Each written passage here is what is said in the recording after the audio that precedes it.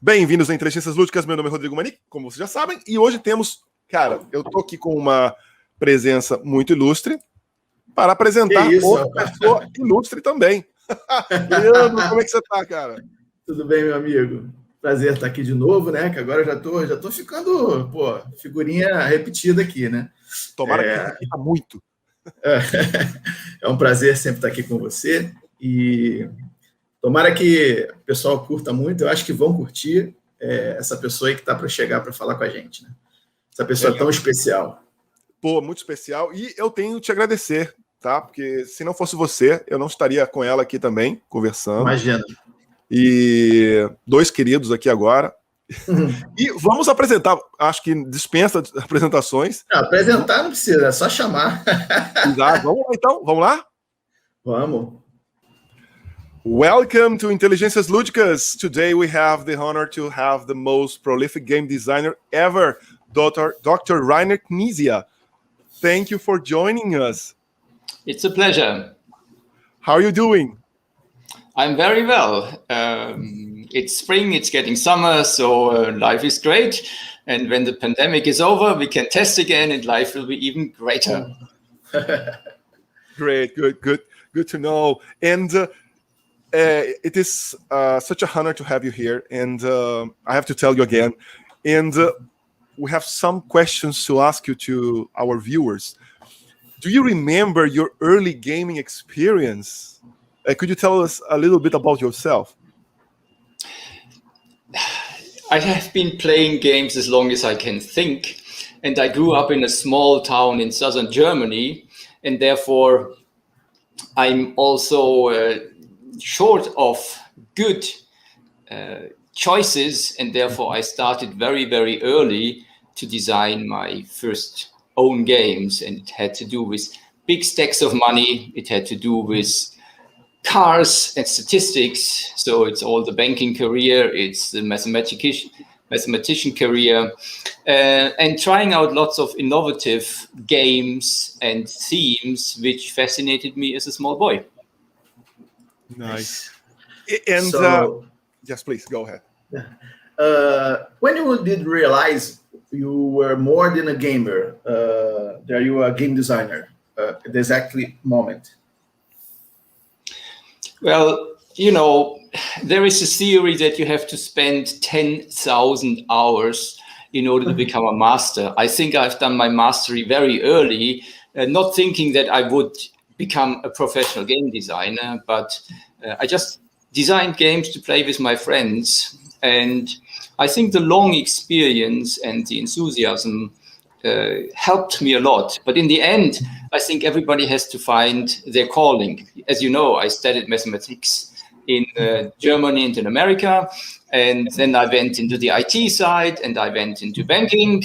And this was all very exciting. But in the end, my heart was always with the games. Very nice. And so you are known for so many games in the gaming world. Could you tell us a little bit about your creative process? Where does it start? From the theme, from the mechanic? And where do you get the inspiration from? Well, initially, as I already indicated, I think it was the fascinating themes which I just wanted to experience in the game. But that was when I was an amateur designer. I think now, as I'm a professional designer, my most important ambition is to have something innovative and something new in every game. Mm-hmm. And I have learned that game design is not a science. I'm a scientist. Game design is an art. And that means in order to produce something new, it is not good to follow the same methodology or follow the same path along. Because, it's a triviality, but the best chances to come out with something innovative is to start with something innovative.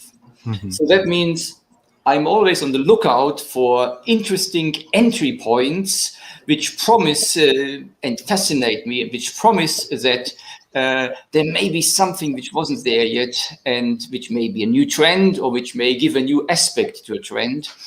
And you asked me several questions, so it's a long answer. It's people as you asked me, is where do you get your idea from? Where do you get your inspiration from? And I'm never short of ideas. I think if you work in a field, it's more the curse of the ideas, because I have so many, but having a good idea is only the starting point. And the process of then leading this idea to a perfect product is a long one, takes a lot of energy and lots of time. I think if you look at a similar process, not that I would compare myself ever with Steve Jobs, he made the perfection of a game, the iPhone and the iTunes and the app stores. So he made that to perfection, and he insisted on the perfection. And yes, there's only one button. And so this hasn't grown within an afternoon. This has been a long process. And so that is essentially what occupies me, not finding the new ideas, but to bringing them to perfection. Nice. So, do you remember what was the first game you designed? The first of all. That was published? No, the published and the first created.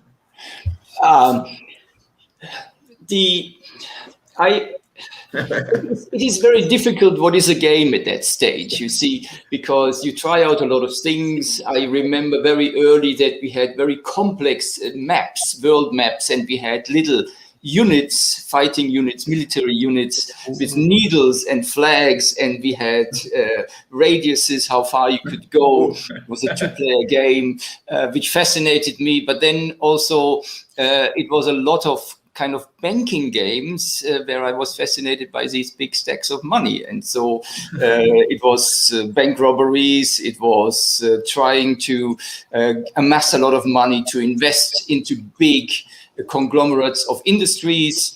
It's Gold Rush was one of very early games where you go and you try to take riches out of the ground. So it's hard to say which one the first one was, but I certainly designed lots of games when I was at the age of 10. Nice. Well, so many games with more than 700 games released so far. Is there any theme you have not explored and would like to visit? I hope there are still many things which I have not explored. You see, I think the universe is very rich in games, and you just need to go into the universe and discover the games. I mean, there is always the question, do you invent something or you discover something? There's almost a religious or philosophical belief behind it. I believe that there is a lot of games the universe has reserved for me. And you know, sometimes when I go over the fair or see other games and I think, this is a very good game. This should actually have been my game. And somebody stole my idea before I had it.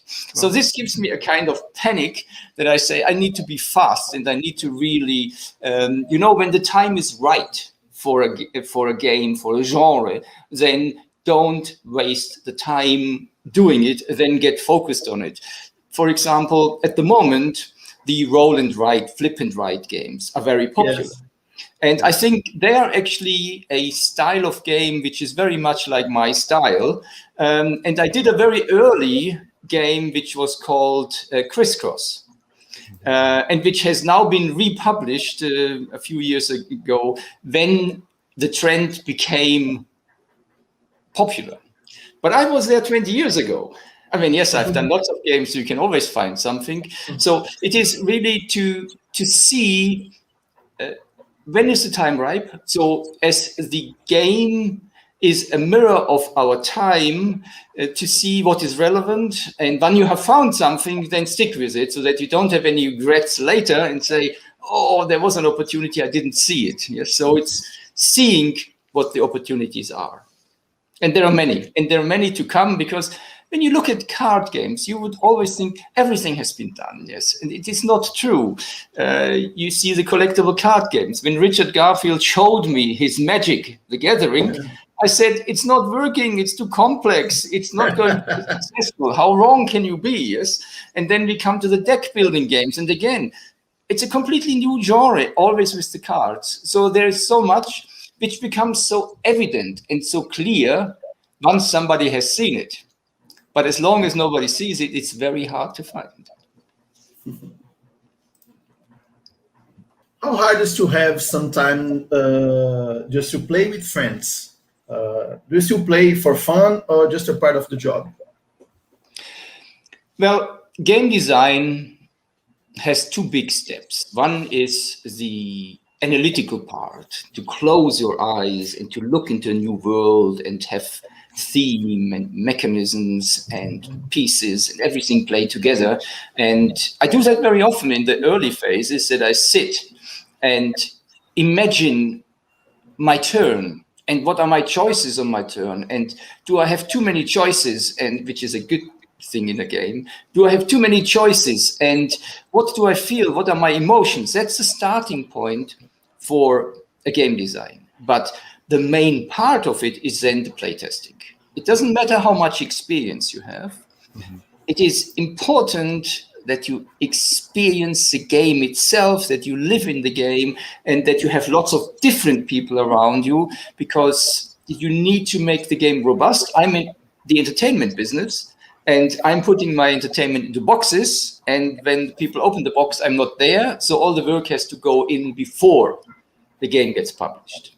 Which means a lot of playtesting as an iterative process is important to refine the game. Today, this is called design thinking, but it has always been there as common sense. And so in normal times, we play almost every day. We have a different group coming in the evenings or over the weekends, and lots of different people. But I have lots of drawers here in the studio, and each drawer has one game, one child of mine, one monkey that is shouting for being looked after. And so we would always I would always prepare, and we would always take out some of the games and test them. At the moment, there are, on this side, I got another 50 drawers through to the pandemic, and there are 50 games waiting for testing. Yes. So it's a big backlog. And of course, you can do some testing, particularly if you look at solo player games or two-player games. But the big, let's say, the big interactive games, they wait for testing. And so I don't think we'll have much time to play just for leisure, even though the greatest, of course, excitement is to play the new designs and see how they work. Very nice, very nice.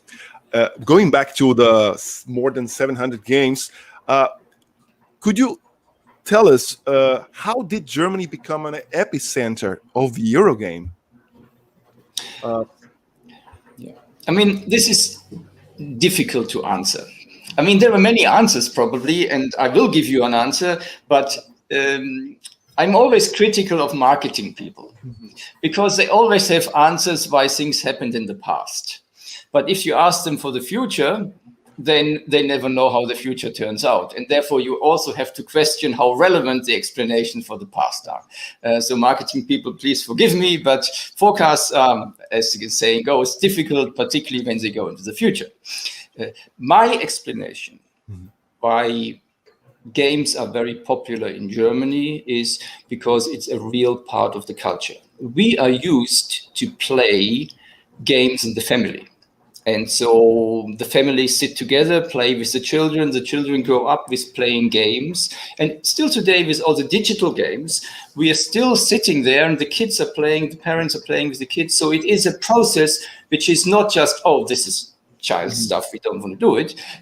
This is something which is taken serious, which brings the family together, people play. And so from generation to generation, you bring people into the game, and not everybody plays in Germany as everywhere in the world, but there is a very rich crowd. And of course, then it becomes a self-reinforcing cycle, because there are many players, so there are many publishers, so there are many exciting games, so that finds a lot of players who will continue playing, and so the cycle goes, and the market is competitive, but very rich.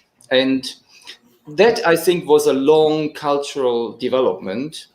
Of course, today and over the last decades, globalization has kicked in. And so now there's a much wider interchange of games between the countries and the cultures. And now we're talking of Eurogames or German-style games because they become popular somewhere else. But it's really, if you look into, I mean, I don't want to paint black and white, but if you look into America, there is a much, in the United States, I mean, there's a much clearer division between, oh, this is child games, and these are the hobby gamers, and the hobby gamers are the intense gamers, and the child games is, yeah, the child stuff, but not really taken seriously. And the middle ground of the family game is not as widespread as it is in Germany, for example.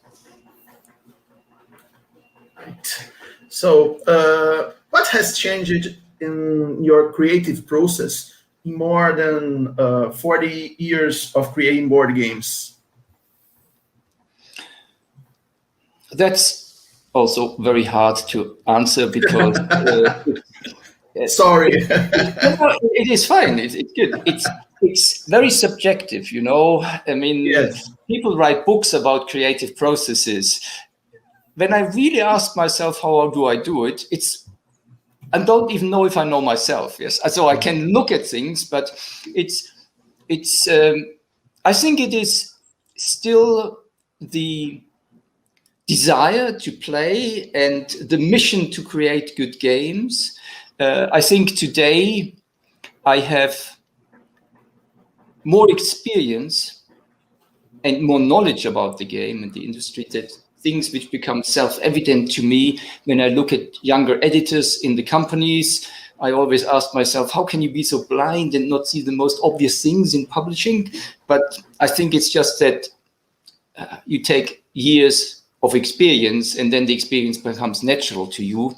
And I'm not saying that I have the wisdom of everything, but clearly over the years you get more insight into what works, what doesn't work, understand more about the wider industries, or the production, the distribution. Of course, that changes a lot these days.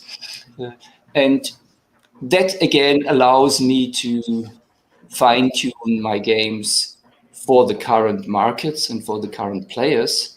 And I think that's very important. Always keep that in mind and make sure that you stay relevant. I mean, this is the problem with 700 games is always people expect something new. People will always compare with what you have done before. Sure. And so it's also a continuous process of reinventing yourself, not resting on the laurels of the great prizes of the 90s. We were no longer in the 90s. We are in the 20s now. Yes. And so it's keeping, I mean, I like a quote from Hemingway, the great writer, who said, in order to write, you need to live. And that's also, in order to design games, you need to have open eyes, what is happening in the world, and stay relevant. Great. What do you think about the use of electronic devices in conjunction with board games? I think this is very exciting, and it opens a lot of opportunities. I mean, people are always having the discussion that digital games are the death of the physical games. I think this is all not true. We live in one world, and our world changes with the digital offerings and the big products everybody is using these days, starting with the smartphones. The world changes. The world isn't the same as 40 years ago. When I started at university, on the year I started, the first computer was delivered to the university. So I was the first semester actually to take computer courses. And the world has changed a lot, yes. And there were programmable pocket calculators who cost more than a whole laptop these days. So the world changes, and that also gives the opportunity for the games to develop. But it is not one will die and the other one will come. It is more an evolution. Mm-hmm. If you look at the most successful game of mine, it's a hybrid game, actually. It is Who Was It? It is this detective game, children family game, where you have an electronic box on the side, but you still sit around the table and you play. It is cooperative, and you have this evil wizard who you need to make sure that you are keeping away from the kingdom. And so, yes, I think combining the possibilities of the good game mechanisms which we have with the opportunity to enrich these games with electronic elements will be a great way forward. And we cannot flee from the digital world. And therefore, people would almost be alienated if we try to avoid them in the games. That doesn't mean that we all need to sit in front of screens and only stare at our screens. This can still be a lively play amongst face-to-face players, but it brings more and more elements of digital support and enhancement of the games into play. I'm sure we'll soon have boards which are no longer printed on cardboard, but which you roll out, which is a big screen, but you don't really see a big difference. And so what's the difference if I play on a rolled out screen, which looks like a printed board or a printed board itself? But on the screen, as we have done with some of the games like King Arthur, you put the figure down and then the screen or the board actually recognizes what figure there is, and it recognizes what you do. We've done that with conductive ink at that time, so with no screens, no digital aspects, but electronic aspects. And so we had conductive ink to the different spaces, and when you put something down, there was a resistance in the figure, so it could, from the different resistances in the figures, find out which figure it was, and then it said it knew the program knew where you are, and it could react. It was almost like magic, yes. And King Arthur, yes, there is magic in the game, and it was a very early try of using the possibilities then. Yes, of course, today you wouldn't do that anymore because you have many more other possibilities. That's how technology, it's not only the electronic world, it's how technology emerges, how you can produce things much cheaper, much less expensive, and therefore now get them into the games. But it is keeping your eyes open, yes? It's understanding the physics or whatever plays the role to making new games and bringing that into games. Nice. Could you tell us about a little about your upcoming game, The Siege of Hunedar?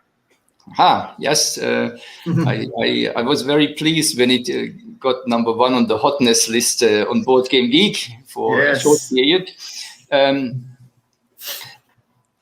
Over the last years, there was a time, if I give you a longer answer, there was a time when I looked at our strong brands and made expansions to these brands. So if you had a board game, we made a card game around it or a dice game around it. But I'm not defining myself as living of the old brands and therefore extending them. So in the recent years, I've put much more focus on creating new trends or giving new aspects to trends. That happened with El Dorado, where I think I made the deck building play much more accessible to a wider variety of people. That also happened with My City, where I had the ambition to make a legacy game so easy that you can play it in 20 minutes, but experience the full power of this fantastic new concept. And with the Siege of Hunedar, it was essentially coming back to a cooperative game where you, however, have cards and the deck building aspect in there, but the deck building aspect is different because it doesn't build your own deck. You are a group, cooperative, as the defending dwarves in this fortress, trying to keep the gold away from the attacking forces. And so you are building, you're forging, you're working on new cards, because there's a carpentry workshop in there. There is a metal workshop in there. You can have a tannery in there. So, in the wood, carpentry, as I say. So you can go there and you can work and create these metals, and these metals or these different aspects you can then use to create new weapons, new tools, new devices. And as you create them and contribute to making the new cards, the cards are then there for taking, but any of the players can take these cards into their decks, and you have a limited amount of, so you have a fixed deck of just a few cards. So whenever you take a new card, you give up an old card. And so you improve your deck together. The worst thing you can do there is that you leave one weak player, because then the weakest player is always, so to speak, the chain element that breaks. And it's very bad in the game not to be of equal strengths, because the forces from the outside will then concentrate on where the weak player is, and it is not advisable. And therefore, in the true sense, you need to stay together as the players and make sure that everybody gets equally good decks, but with different emphasis. The one will be more fighting, the other one will be more creating new things, the other one will be digging, because I don't think we have given away too much of the story, but as you can imagine, there are lots of distractions, lots of things where the pressures of the game try to deviate you to, and then you defend there, and you rebuild this, and you create the weapon, and you do this and this and this. But it doesn't help you. This does not allow you to win the game. The only way to win the game is to dig a safe tunnel and get out underground, as the dwarves do. And now I've given away a lot of things, but that means digging is important, but there are so many other things to do. And if you only dig, you'll be overrun very quickly. So there are many things to do.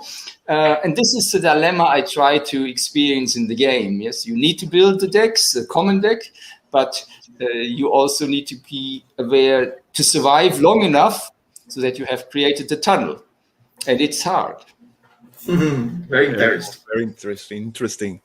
And now our final. Of course, maybe let me say this as well. Of course, I licensed the game to Ludonova in Spain, and they did a fantastic job, because we have this 3-dimensional castle there, the fortress, and so my original model was Lego pieces. Yes, it was 3-dimensional. It was actually the first of my games which did not fit into one of our boxes. We needed 2 boxes. Yes, so because there were so many 3D elements in there, and they have fantastically created this. I'm actually just on my desk here. I have the final version of the rules to go through one final time and see that everything is clear and everything is fine.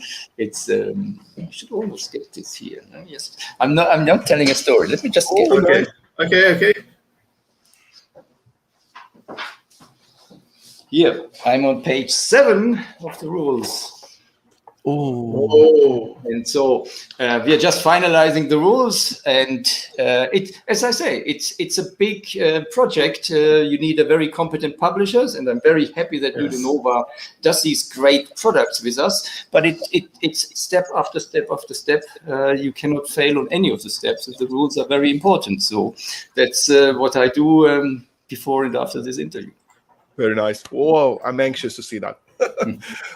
And now our final question. And, Archimedes, a game released exclusively in Brazil by Adoleta Jogos. What a coincidence. What a coincidence. Leandro Nunes, you have something to tell? I have a little surprise. This. It's produced, yes. Yes. Your copies are traveling to Germany.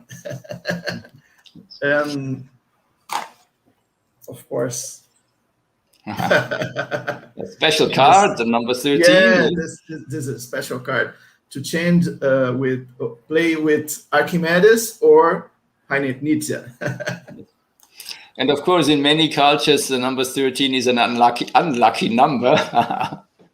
But yes, I'm very, very happy that we have done this game together, Leandro, because it's a new game. It has not been published before anywhere in the world. So Brazil will be the first country to see this game, and it's a simple card game, but it has some exciting elements in there.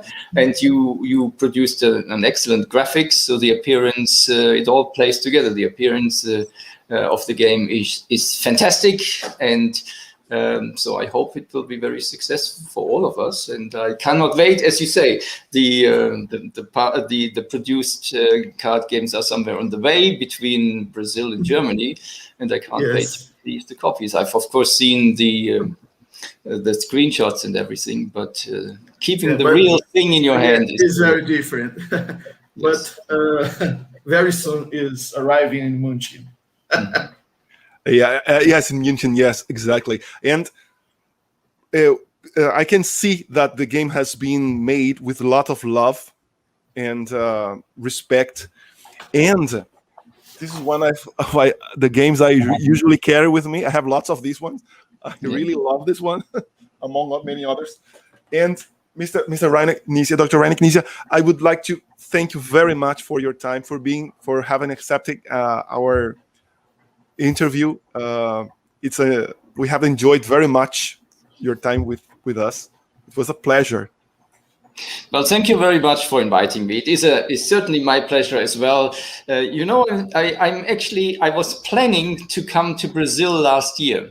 I wanted to, because South America, and particularly Brazil, is an upcoming country for the markets. Of course, you have a long tradition of playing, but I think the market is just exploding at these days. And so I always want to learn about new cultures, and I wanted to come. The pandemic then finally changed the plans, but I see a lot of potential in Brazil, in South America.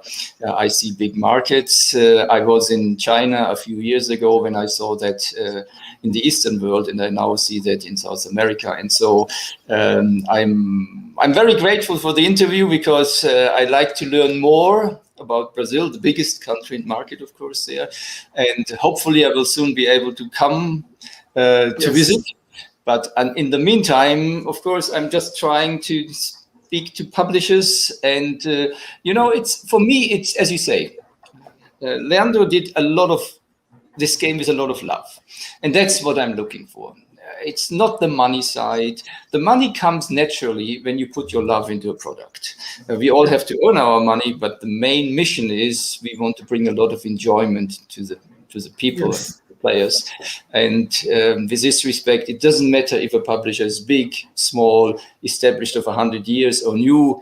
It is more getting a great product out, because I am very strict with myself to make an excellent product. But that's only the first step. Then we need an excellent professional publisher to get a product out as we have it now with Archimedes. So thank you very much for inviting me, and keep playing and keep communicating the message about good games, because I think there are lots of people in Brazil who want to play and just need to find the right exciting games. Thank you very much. Thank you. Thank you. Okay. Cheerio. Bye-bye. Bye-bye. Bye-bye.